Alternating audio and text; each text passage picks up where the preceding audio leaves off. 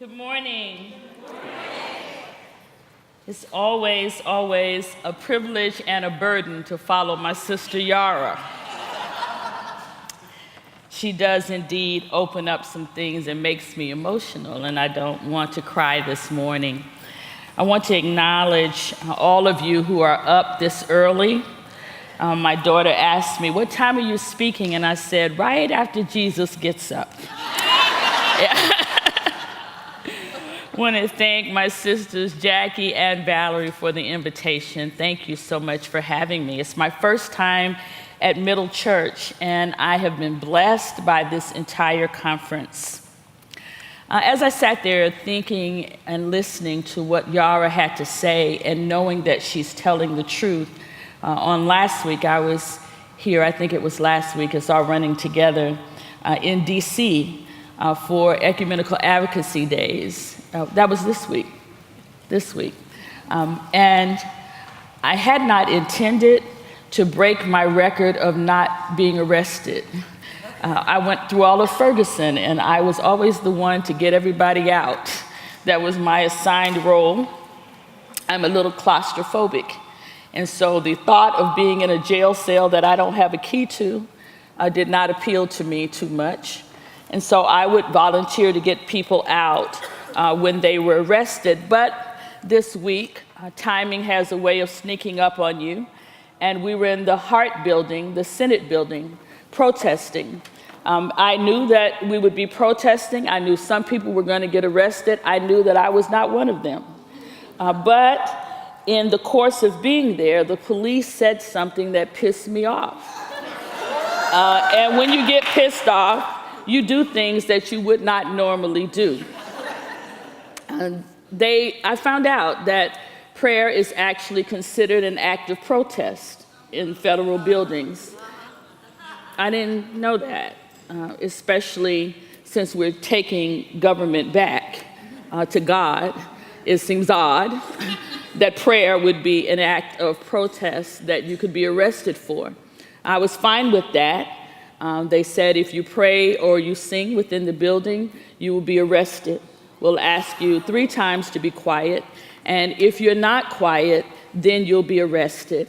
I made myself okay with that, but then the officer added another piece. He said, and if you go outside of this building and you raise your voice in song or prayer, we will drag you back into this building and we will arrest you. That pissed me off. So the singing began. And the singing started out with movement songs, just like you said, Yara. And then when I saw those handcuffs coming, it went to Amazing Grace. But a beautiful thing happens when you sing for freedom.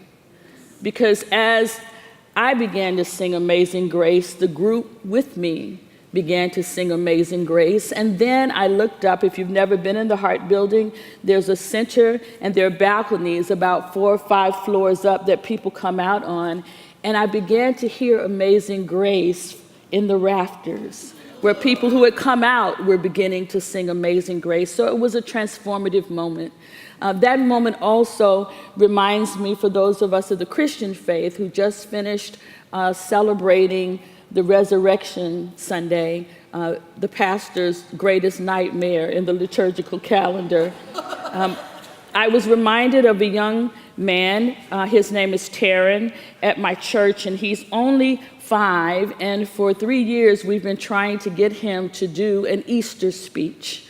He's afraid to speak in front of people, and so every year we have this ritual. He'll say he'll do it, and he'll get up there and he freezes and never says a word, and we applaud anyway, and he gets off the stage. But this year he gave his speech, and I was so excited after church. I said, Taryn, you finally did it. You conquered your fear. You're not afraid anymore. And he said, no, Pastor, I'm still scared. And I said, well, what made you do the speech? He said, I just did it afraid.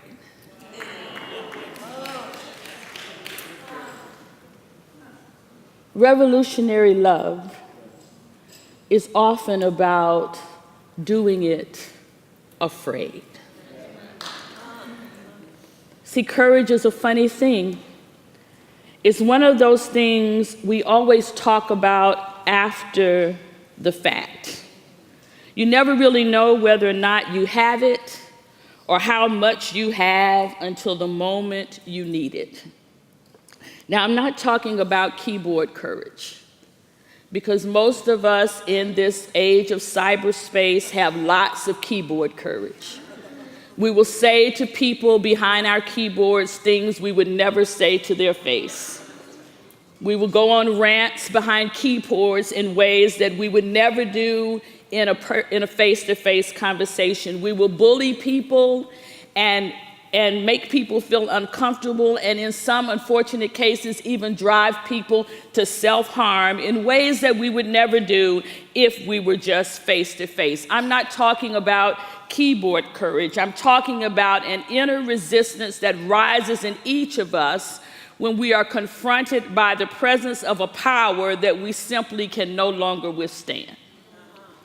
Revolutionary love begins with love of self, unapologetic love of self. Sustainable change does not happen until you love yourself enough to fight for what you know is right.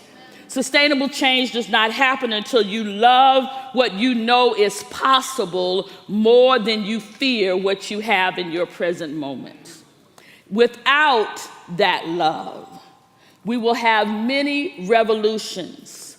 I call them abortive revolutions. Revolutions that fail to secure power after temporary victories and large-scale mobilizations.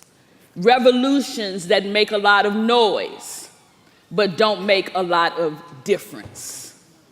Without love, we do not sustain change. We may morph into something different, but we soon find out that it looks about the same. On August 9th, 2014, Michael Brown Jr., an unarmed 18-year-old black man child, was shot 7 times and killed from a distance of 148 feet away by a law enforcement officer in Ferguson, Missouri. Police documents confirm that the entire encounter between Officer Wilson and Michael Brown lasted less than 2 minutes. It was less than 2 minutes from the time when Officer Darren Wilson drove up on unarmed Michael Brown and his friend who were walking back to Michael's grandmother's house, and Michael being shot multiple times because, as an unarmed pedestrian, Michael was perceived to be a threatening presence to an academy-trained armed law enforcement officer who was inside of a police vehicle. It's easy to debate and dissect the events of this case or the many other cases like it. We've been discussing and debating the value and validity of life in black and brown skin since the invention of whiteness. And I suspect even in this space, we may have differing opinions about the validity of this stop and the state-sanctioned murder that happened afterwards. I evoke the memory of Michael Brown this morning, not so that we might try to determine whether or not this human being deserved to live beyond the age of 18, but rather to lift for us a series of questions. Why is blackness a threat in America? And how are we, as people of color, ever to be perceived as unarmed and therefore non-threatening if blackness is the weapon that is feared?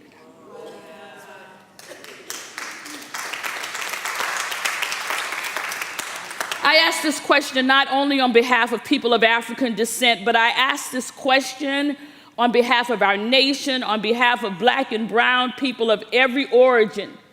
If criminalization and incarceration of black and brown bodies is the solution, then what is our problem? If deportation of our brown bodies is the solution, what is the problem?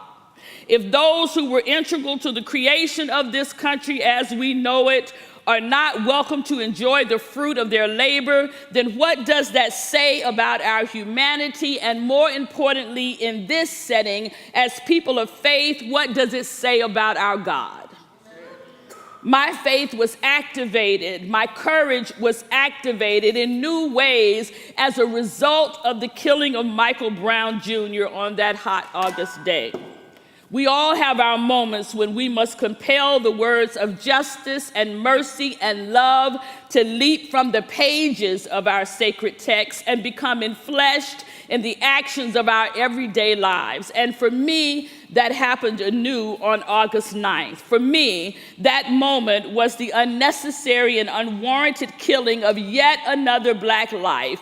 I want to say that, yet another Black life, for Michael Brown was not the first Black body to die in 2014 in August. He was not even the first Black body to die in Ferguson. He was number 169. And the realization that the targeting and dehumanization of non-white bodies will never stop unless we stop it.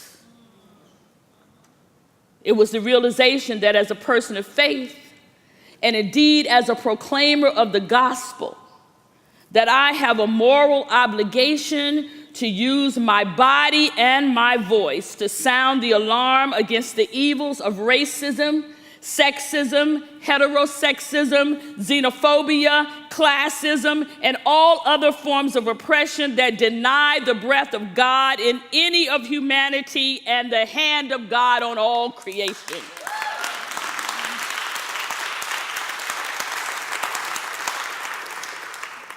You must find your center in this fight.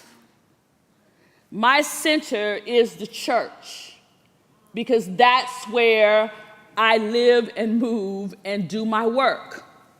And so it would be absurd for me to find my center in the streets telling other people what to do and ignoring the oppression that is with me every day in the work that I do. You see, race is not a biblical term.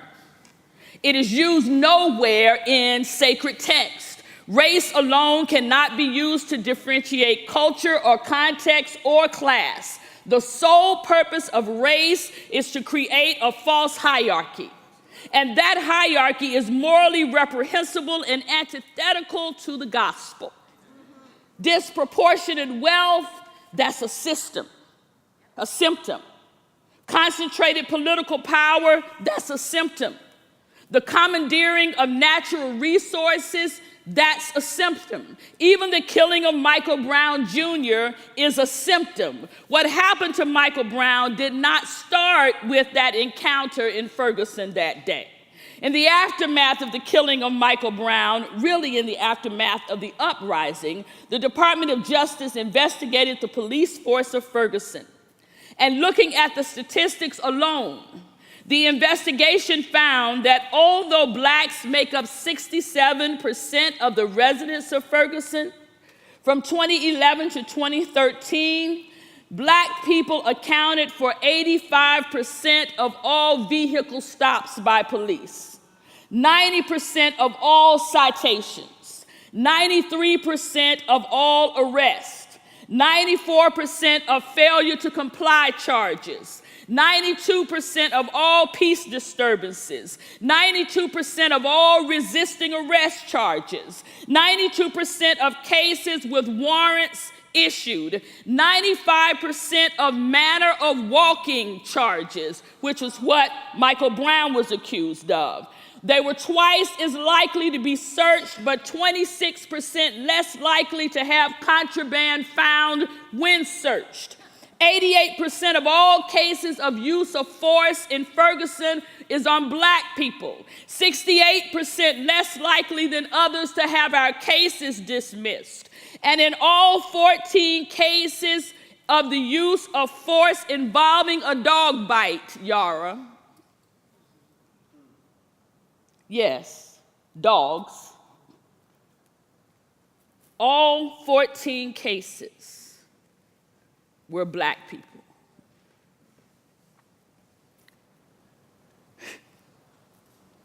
So when we talk about revolutionary love,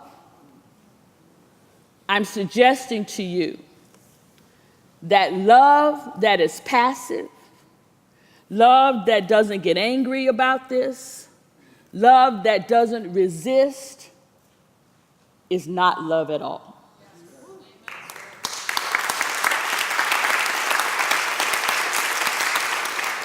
Michael Brown was killed within a social, political, and theological context that lauds love of God, love of humanity, and love of creation as its highest principles. We do not differ greatly on interpretations of love. It is our interpretation of humanity that challenges us. Who are they that can legitimately claim to be created in the very image of God? And what does revolutionary love look like in the face of such dehumanization? What happened to Michael Brown, I want to say to you here today, can be traced back to the interpretation of Scripture in manners that validate a theology of chosenness that professes some of God's creation to be more valuable and therefore more worthy of respect, more worthy of love, more worthy of elevation than other parts of God's creation. This theology allowed the taking of indigenous peoples' lands so long ago, supported by the doctrine of discovery. This theology allowed the capture and enslavement of people, subjugating some of God's people to treatment as chattel rather than as human beings deserving of dignity. This theology continues to allow the poisoning of our water supplies, the corrosion of our land, the pollution of our air in the name of a progress that worships a God of capitalism. This theology is what happened in the bishops' conference last night in the United Methodist Church. This theology is killing us. And revolutionary love must begin by people of faith understanding that what we are facing at its core is not a political problem, it's not a social problem, it's a theological problem. A while ago, I preached at Mother Bethel, the founding church of African Methodism in Philadelphia. And I was struck at this service because at the service was also the pastor of St. George Episcopal Church, the church from which the African Methodist tradition left in protest and began the AME Church.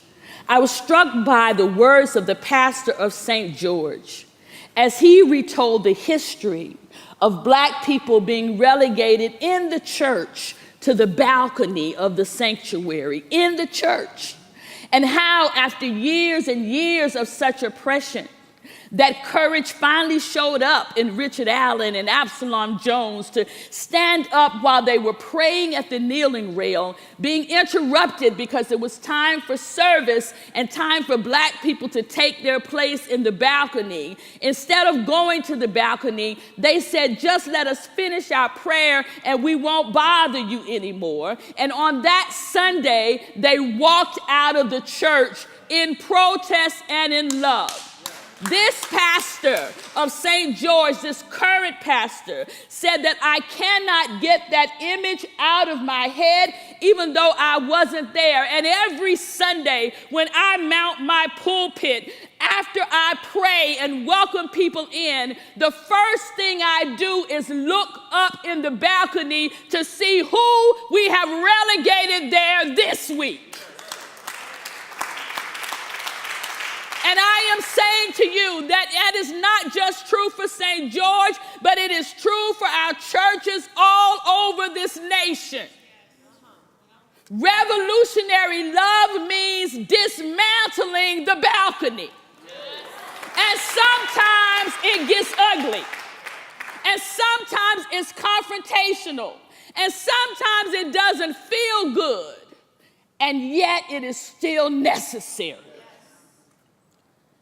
We have embraced a theology that is antithetical to the gospel of Jesus Christ. And our path to redemption and restoration must begin first in the church, first in communities of faith with confession. Confession. My first entry into Ferguson was not with my fist up saying, "Follow me." My first entry into Ferguson was leading clergy into the apartment complex where Michael Brown was lived and owning the truth that even though my church was 3 miles from there, and even though all of the ministers at that point were local, that the majority of us had never stepped foot in Canfield until that moment. Owning that truth, that the people who we needed to reach already knew.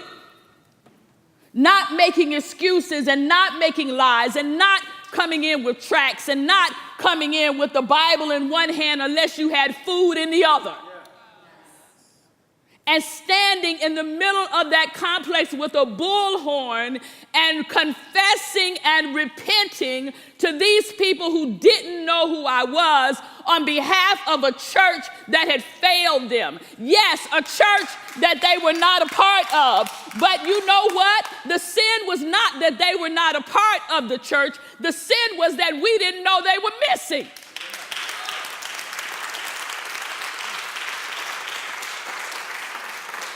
Many of us have constructed for ourselves a theology that does not serve this present age. We have extrapolated from the sacred text words that affirm us without holding us accountable. We have imagined a God that acts for us and not with us, a type of spiritual charity devoid of conviction and compassion for the other, that justifies our complacency in the face of oppression. For me, a call to revolutionary love is a call to resist. A call to revolutionary love is a call to confront racism and to dismantle white supremacy and all of the structures that undergird its existence. It is the acknowledgement that America's systems, and not just America, but indeed this world's systems, have not been implemented in ways that support the gospel. And the declaration of our faith cannot be extracted from the confrontation of injustice wherever it's found. It means not running. It means doing it scared. It means standing up for what's right, even if you feel like you're standing by yourself. Ours is a call to community, and community does not mean sameness, it means collaboration, as evidenced in this room. As we talk about environmental justice issues, there's a professor at Texas Southern University, Robert Bullard, who is widely recognized as the father of environmental justice and climate change issues. In DC today, they're having a large climate change march. He calls what we're dealing with an apartheid system of global decision-making. Bullard was also vehement that racial disparities in transportation and zoning and health and waste disposal and in local communities intensify global pollution. Equity has to take center stage because people who have contributed the least to climate change and global warming are the ones that feel it first, feel it the worst, and feel it the longest. So justice cannot just be a footnote on our spiritual dossier. Justice has to be at the center of everything. I had the occasion to have an audience at the Vatican a few years ago. And I went and did what we often do in this work. We're together all the time in settings like this. We have our phrases that get us riled up. And one of mine had become that racism is America's greatest sin. I believed that. I said it in almost every talk I went to, except until I met Cardinal Turkson. Cardinal Turkson is a Catholic cardinal. He resides in Rome. He is the author of the encyclical on climate change. He's from Ghana. I was having a conversation with him in his office, and I said to him, racism is America's original sin. He stopped me. He said, daughter, I would like to challenge you on that.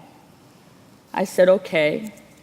He said, I would suggest to you that racism is not the original sin of America. The original sin of America is the same as the original sin everywhere in this world. The original sin is our desire to be God. And out of our desires to be God and not work with God comes all forms of oppression. Because when you desire to be God, then you will presume that God loves what you love, God hates what you hate, and God acts as you act. The sin is our desire to be God. We are not God. We are servants of God. And the dangers in this work is that if we don't find our center in understanding this principle and knowing for ourselves where we fit into the cycle, is that we risk becoming that which we fight against. We become the gatekeepers of worthiness, just like the gatekeepers we choose to dismantle. We buy into the commodification of the movement, the commodification of the struggle. We fight against liberation in the name of liberation, because what we really desire is not the dismantling of the empire, but to be the empire. And until the church grapples with this within ourselves individually and collectively, in love, but in truth, we will continue to see what we see today. We have more bodies of faith than anything else in this nation. So if we got it right, we shouldn't be where we are right now. It starts with confession. It starts with deconstruction. It starts with Sunday school. It starts with Bible study. It starts with recognizing that God is not made in our individual image, but we in God's.